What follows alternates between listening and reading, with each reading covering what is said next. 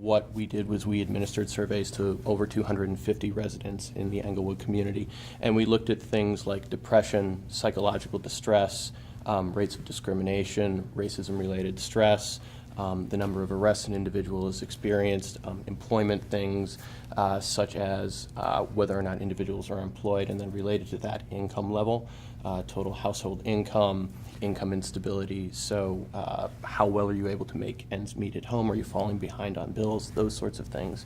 And we also looked at broader community factors, so things like the level of trust in a community, the level of social cohesion within a community, how much does that neighborhood fulfill your emotional needs, how much do you feel involved and connected to that community.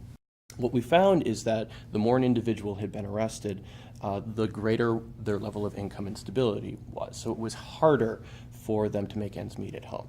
And then that in turn was associated with greater levels of depression, lower levels of well-being. Similarly, what we found is the more an individual had been arrested, the greater levels of discrimination they were reporting and experiencing. And that in turn influenced their level of income instability, and that in turn influenced their mental health. One of the strengths of this project is that it allows students to get a really deep understanding of what's it like to be a resident in a community like Englewood, and then how do some of these conditions like arrest or poverty or discrimination, how do they influence someone's mental health and well-being? So you begin to be able to identify multiple levels to intervene, multiple levels to work and help individuals who live in that community.